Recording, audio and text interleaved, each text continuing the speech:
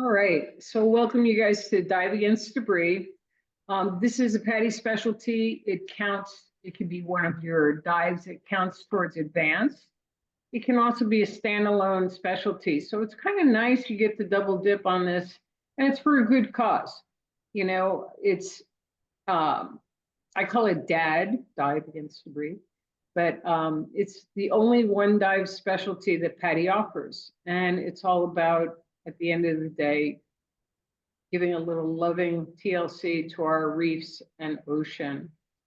So first, we're going to have a little brief introduction in terms of, I think we'll skip that, just so you know. So then we're going to get into the marine debris problem, changes and solutions, planning and conducting dives, record keeping and reporting debris, and how to stay connected. So we want you to understand more fully. Perhaps you'll learn something about where the marine debris problem originates and where it goes. Equip you with maybe a couple other skills and knowledge about the marine debris problem, and then how to complete a dive and survey, and then to collecting, organizing, and reporting, and encourage you to monitor other local dive sites as a means of supporting scientific research. And we would love for you to be kind of a torchbearer, to be part of the PADI community. Just FYI, the beach that we're going to be doing, Malibu Pier, right there along Surfrider, is a beach that Malibu Divers has adopted as one of our key sites. And we've made a commitment to PADI that we'll dive it at least once a month and make sure that it stays clean. So you can do any beach anywhere in the world. And the big part of this is that they want to encourage you to do more than just this one time. Okay, so going over the schedule, equipment, and performance requirements. One sec. And again, if you have any questions throughout, just pop in. The mission is to drive local action for global ocean conservation. And this isn't a brand new thing. It's relatively new, but as we all know, it's just gotten worse and worse in terms of things ending up in our oceans. We've all heard about the garbage patch, especially on the West Coast, where millions of pieces of debris have been removed and reported. And it's important, this data, no one else really, quite frankly, divers see the effects before everyone else. So I myself have dove all over the world. And more recently, I went to a place in Mexico that no one's ever dove before. And it was so pristine and so beautiful. And there was so much kelp and so much life that the first thought I had was, this is the way it used to be. You know, and people often ask me, what's your favorite place to dive? And I say 30 years ago. So it really makes a difference when we participate in this. I can tell you from the diving that I've done over 30 years, I see where it works and where it doesn't work, where we need more help. So where we're going to be going around the Malibu Pier is an excellent place. It's in our backyard, so to speak. And because it's around the pier, there's always things that come off the pier. So I am also a member of Reef Check, which is a nonprofit organization. It's worldwide. It's headquartered here in Southern California. It's who I devote my time and energy and resources to. I am doing a scientific dive survey on Sunday in our Malibu beaches with them. And we study using the data that we get from places like this organization through PADI and others to help us understand what's happening to our ocean. So, okay, the marine debris problem. So anything that's manufactured by humans, unfortunately, makes its way into the marine environment. As you know, the most common, the vast majority of marine debris is plastic, but it's also all kinds of household and automotive, fishing gear, you name it. These are some of the estimates of how much there is. And it's really troublesome that more than 80% of what ends up in our ocean is really from humans or land-based sources. Just another example of what it includes: everyday litter to industrial waste, all kinds of items that are used by people and either deliberately or accidentally discarded. So what we find and why we categorize it is super important, because then we can understand where it's coming from. You know, I know we'll find a lot of fishing gear at the pier. We find a lot of mementos. People discard personal effects, you know, sometimes with the ashes of their loved ones and stuff. And we find all kinds of things. And we provide that feedback not only through PADI, but also to the local Malibu government. And so that they can let people know not to throw things off the pier. One year we had a lot of restaurant chairs that ended up off the pier, and that was due to a lot of heavy winds and storms. So it really varies. And what we find is as important as what we don't find. Again, most of it's land-based, most of it's plastic, and littering, of course, is a major problem as well. The storms wash trash into the sea from miles and miles away. And also poorly managed refuse is another issue. I don't know how many times, I'm sure you've seen it too, where we'll be at a beach and a garbage can is overflowing because they haven't been picked up. So luckily in Malibu, it's pretty good shape. Malibu's pretty consistent with their pickups, but I have seen it a lot of other places. Ocean-based sources, commercial shipping, fishing line is going to be huge. And then a lot of vessels will dump at sea, and sometimes it makes its way to the shore. So 70% of that trash, though, sinks to the sea floor. Okay, anyone hazard a guess? Take a look at this picture. And how long do you think it takes this amount of debris to enter the ocean? A day, a week, a month, a year? Go ahead, Morgan, what do you think? A week? Victoria says a week. I'm gonna go with a year. A year. John, hazard a guess? That's a lot of debris. What is that, like a whole hallway in a building? Uh-huh. I mean, the entire ocean, like an hour if it's the world. I don't know.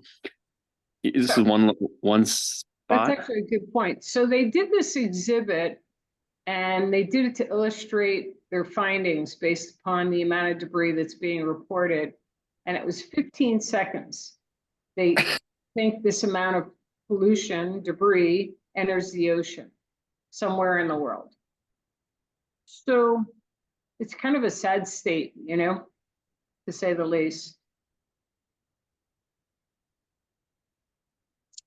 So also we have problems with chemicals, pollutants that damage the ocean, some ways, worse ways. I know I've seen this in some of the foreign countries I've been to, where they have a lot of golf courses right on the ocean. Beautiful views, fun to play golf, looking out over the ocean, but they use an awful lot of pesticides and herbicides and fertilizers and all kinds of stuff.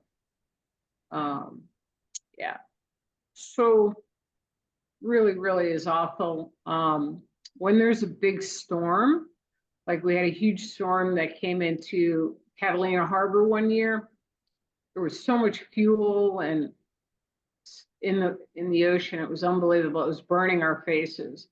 So yeah, if you're ever in the water and the water tastes, you know you're getting some runoff from somewhere, chemically or nutrient pollution. It's really a problem. Okay, 44% of chemical pollutants come as agriculture and industrial runoff. 33% of pollutants transfer from air to the ocean, which is, how do we protect that from getting in there, right? That's a tough one. And then the rest comes from dumping, dredging, and offshore mineral extraction.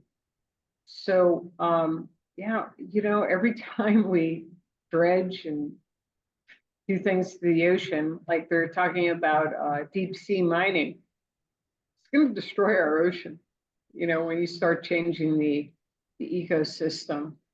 So, and then there's increase of certain chemicals like nitrogen and phosphorus. They lead to algae blooms. Sometimes they can be quite spectacular, like when we have red algae, you might see a lot of phosphorescence in the water. It's kind of pretty, but it's actually very toxic to wildlife and harmful to us. Makes it unsafe to eat, kills the fish, etc. And most waste products are not biodegradable. If something says it's biodegradable, it's probably really not, or it takes so long. And then 94% break down into smaller pieces and sink to the seafloor. And that's not great either, because that can like suffocate the seafloor itself. So, yeah.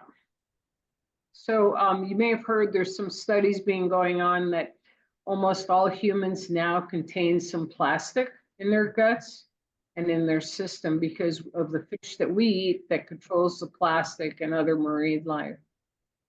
So, and you've probably heard about this microplastics, even though if we can't see them, they're still getting into our food chain. So obviously from the smallest organisms to the largest ones. And here's just another little pitch. If you go into a store and they're selling krill oil, that means they're killing off some of the, they're taking the smallest microorganisms out of the ocean. And it's not good. It's not good to start harvesting some of the most microscopic, tiniest little known animals in the food chain. So please avoid buying those kind of products. So obviously, what's the impact on marine life? Animals ingest the debris. You've probably seen some of the pictures where there's like a straw up a turtle's nose, or there's a bird that's caught in a bag. Used to be the 6-packs, and legislation pretty much outlawed those plastic holders for 6-packs because that was becoming such a common thing in the debris. But it kills them oftentimes by ingesting it and just clogging their system, for lack of better words. So, and then there's all kinds of other effects in terms of the accumulation of metals and chemicals by the animals as well. We also have entanglement, which is pretty awful. If we find dead animals, we're advised not to remove them. But we do want to make sure we make a note of it if we do see anything that's been entangled on the ocean floor. So we're going to find lots and lots of fishing gear, by the way. So we have to be super careful with all of that.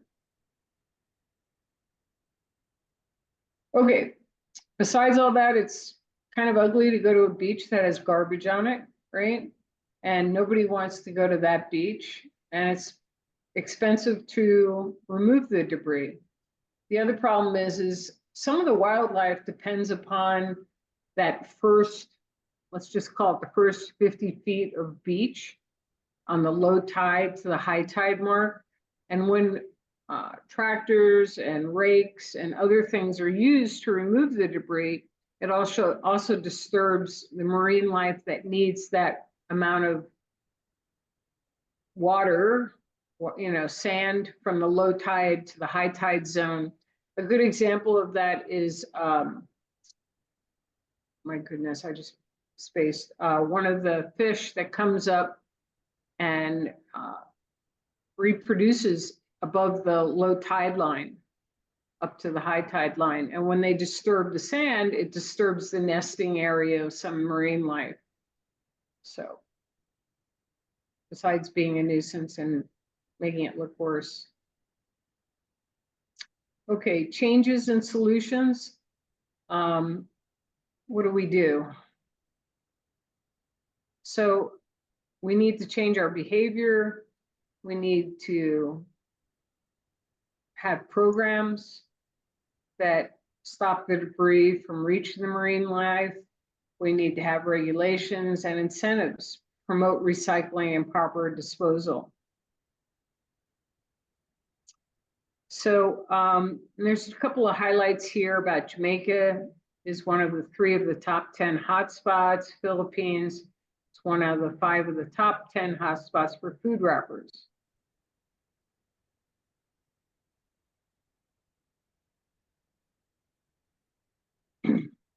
So what can we do? We can create environmental friendly materials, maybe a little bit better, reducing unnecessary use to 0, and then proper disposal and recycling of what's left. And try to buy green or recycle, buy local, and implement the 5 R's: refuse, reduce, reuse, recycle, and rot, meaning composting. So, you know, I challenge you.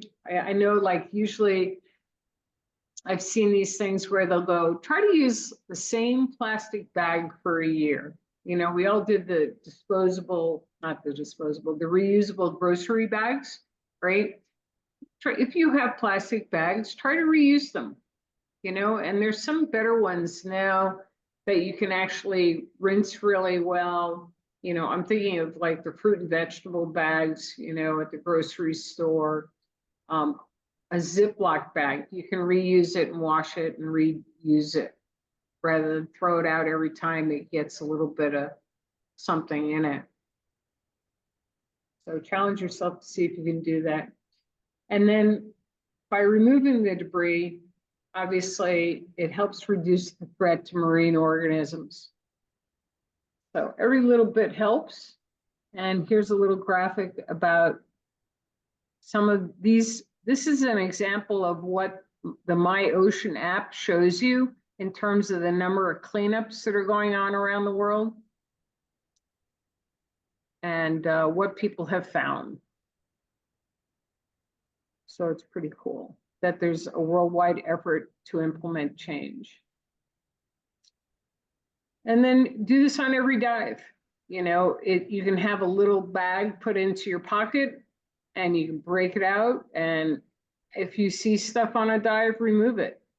And I find that to be the case, not on every dive, but an awful lot of dives, you know, I'll find something that I can take out.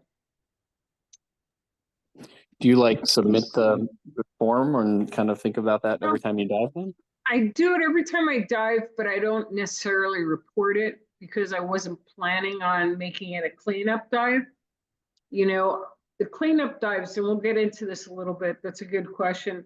You know, when your specific objective is to do a cleanup dive, you're telling PADI that we did this dive to do a cleanup and to basically survey the area, you know? So I can't say that when I'm just diving for fun or if I'm diving with a class that I've surveyed an area.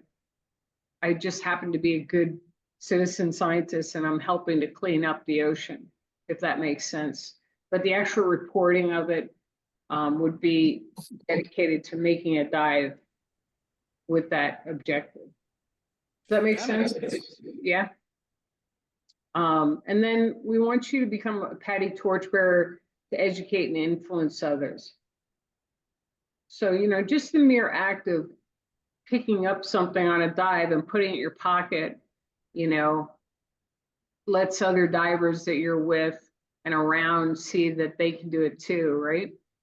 And it's nothing like finding some cool stuff as well. Trust me, finding things that have gone lost or, just unique things. I'm trying to think of something. I'll have to bring it with me on Saturday. I have this cool crystal ball we found at the pier one time. Have no idea, what it was doing there, but it was a nice little find. Okay, so how do we plan and conduct these dives? Plan your dive, diver plan. And again, primary objective, always, always, always is safety. If anybody gets hurt, it's not worth anything, right? Secondary objective is to remove debris. So primary is to return safely. Choose a site.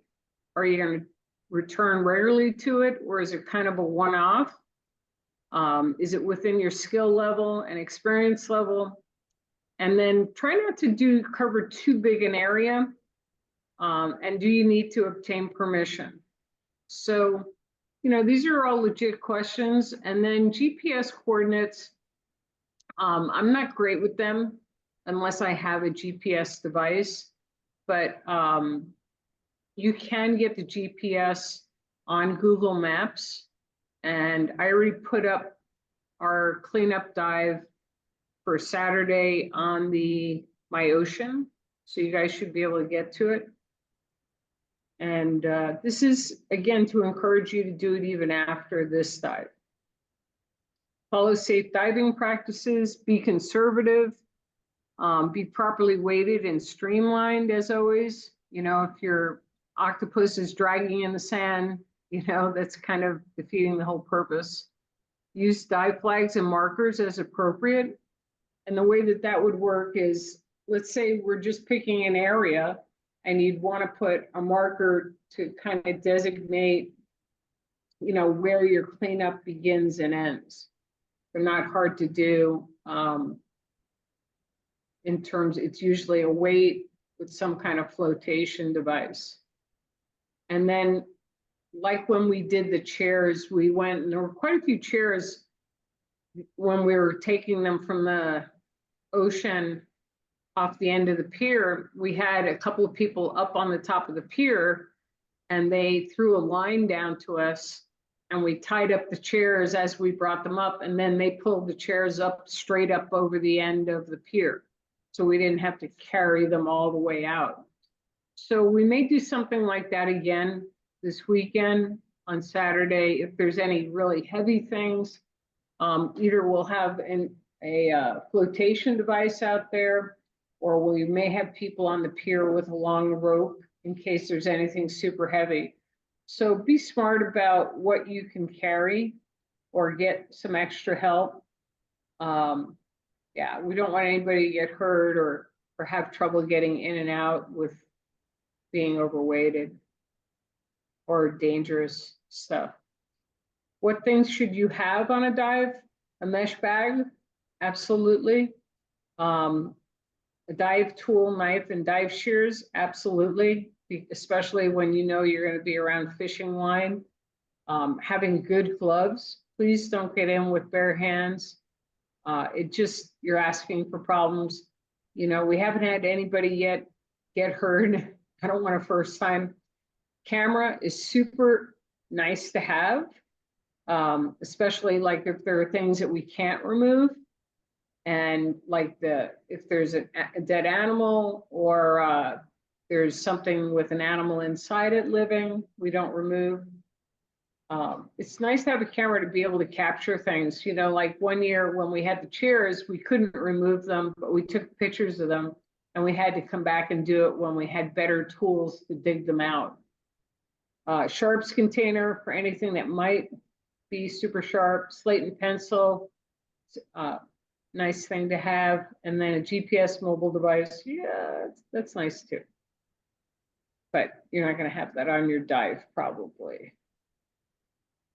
Okay, some collecting tips. Obviously, you should work with a buddy. They recommend not attaching the mesh bag to you. You can have it attached to you before you get out there. Once you start collecting things, they recommend you you carry it. So that way, if you need to drop it, you can, and you're not entangled in your own bag. Keep your fins high, be nice and flat in the water, fin tips up, don't stir up the bottom, don't overfill the bag. It is recommended towing a float if you're free diving. And yeah, take photos carefully. And then if you're doing the same site over and over again, it's really important to do it consistently, because then that'll really tell you how things are changing over time. Do not collect anything that may be hazardous, anything that's too sharp that you can't safely keep from getting stuck. We did find an old gun one day out at the pier. You know, they recommend not removing any weapons, ammunition, or explosives.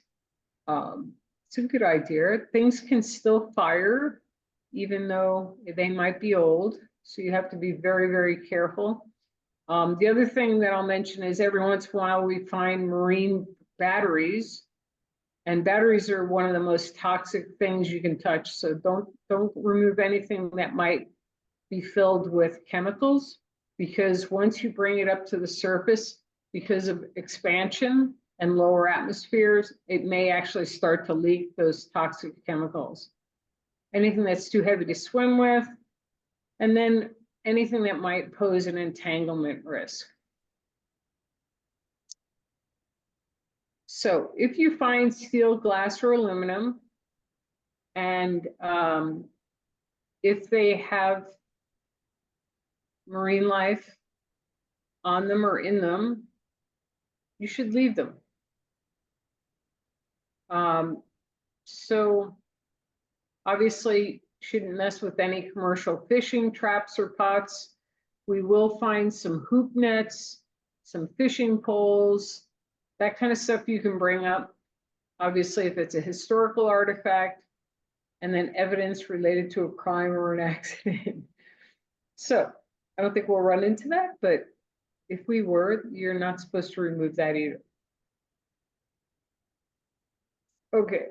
In fact, just a note, if you're like at Anacapa or Santa Cruz, one of the islands, and you see an abandoned lobster trap, it's important to take a picture of it and then report to the Department of California Wildlife that you found one. And they actually come around and they remove them.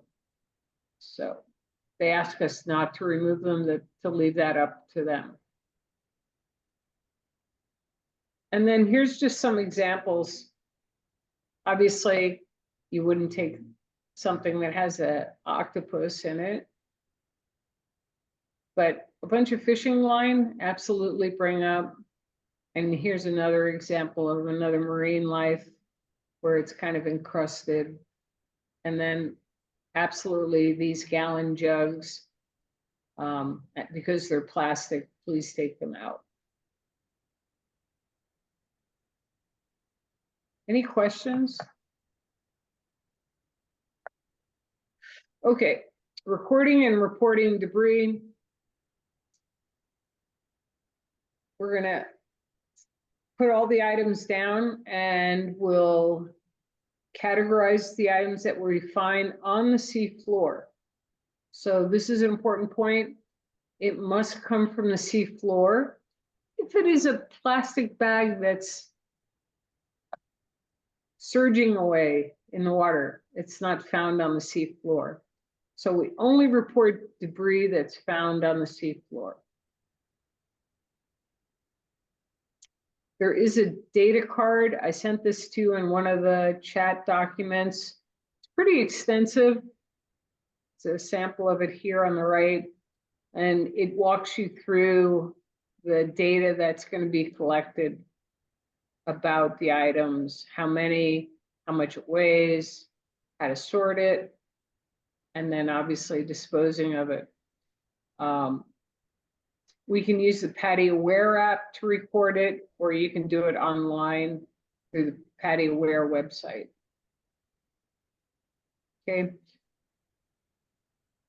So We're gonna weigh it, sort it, record it, dispose of it, and report it. Pretty straightforward. So let's do that as a group, so we get good practice on it. And then we'll try to do it overall for the entire day, morning of the dive.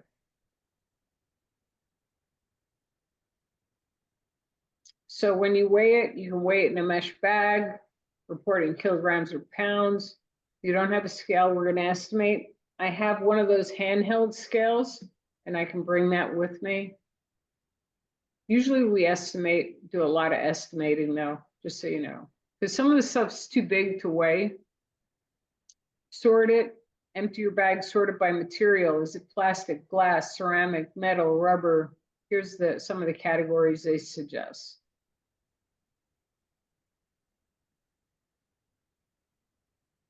And then record it.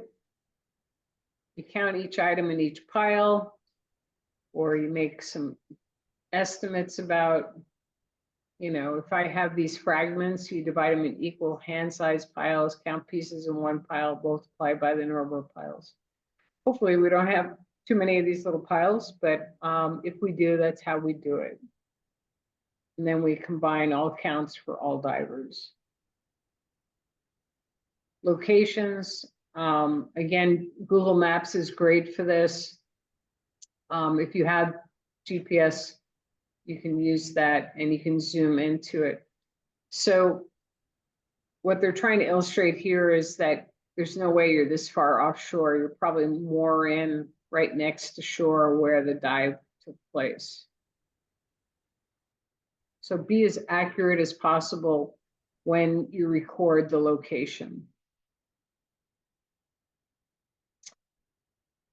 If it was just our group, we would take the time that each buddy team spent, and then we'd add it up and divide by 3 in this case, since they all had different bottom times.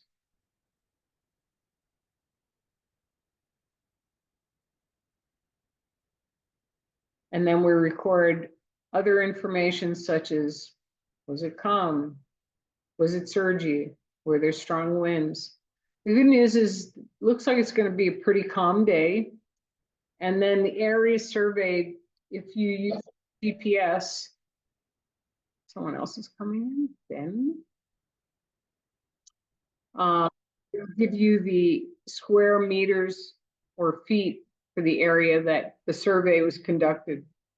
Maximum and minimum depths, for the most part, it's going to be a sandy bottom. And ecosystem, I would say other for the pier. There may be areas along Surfrider where there's some rocky reef, but primarily it's just going to be other.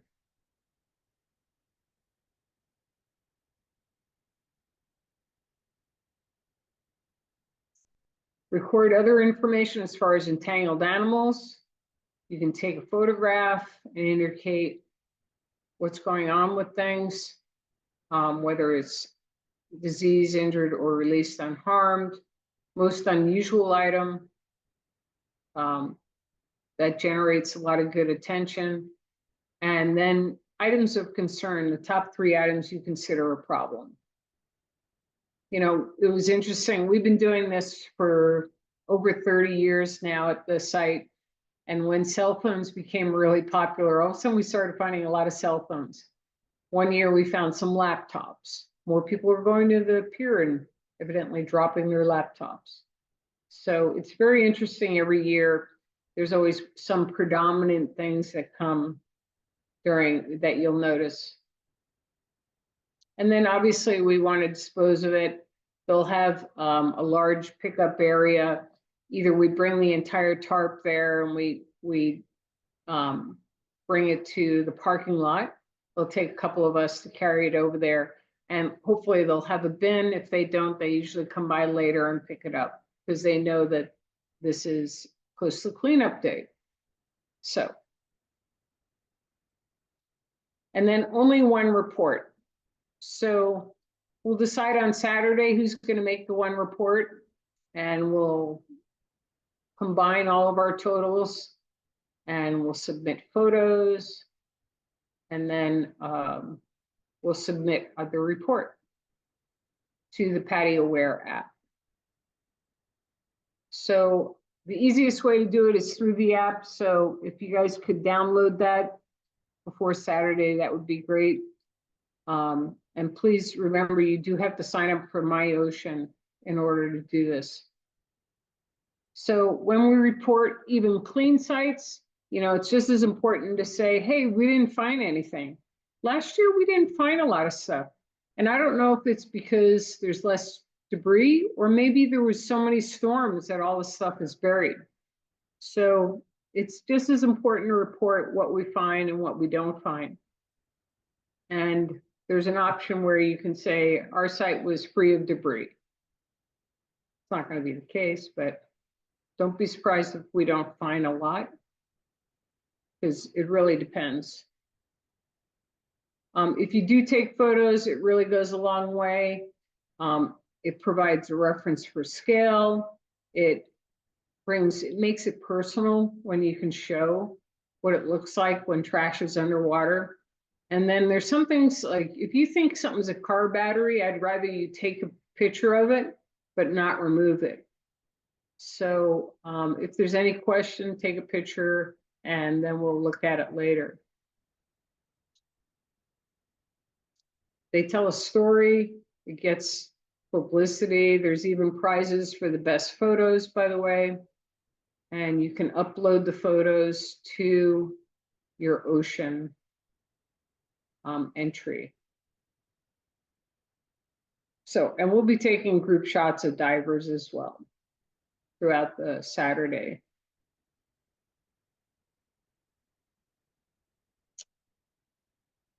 And then overall, PADI's commitment is this call of action. They've set this target of wanting to reduce marine debris by 50%.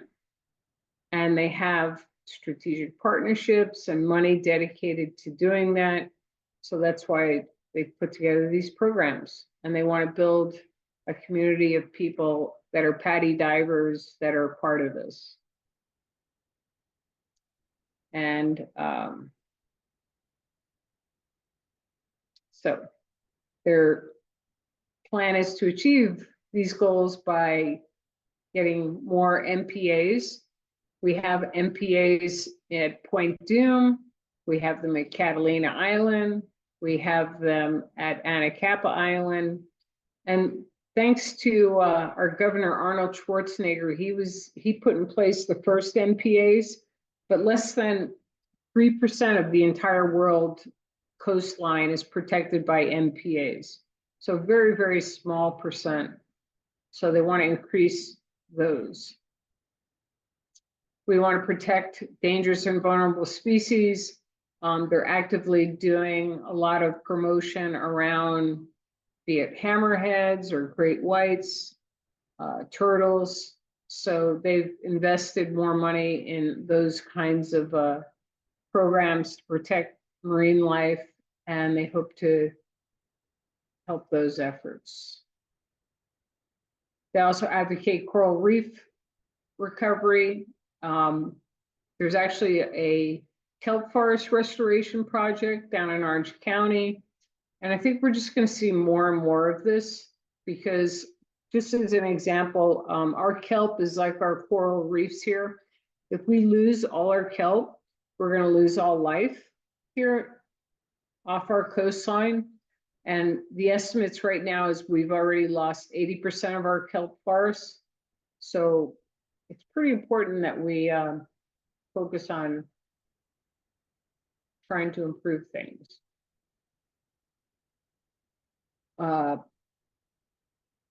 Industry's carbon footprint. So how do we do that?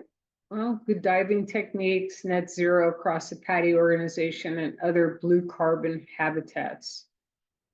You know, so you might have heard about suntan lotions and other things that are potentially dangerous, and that there are other alternatives.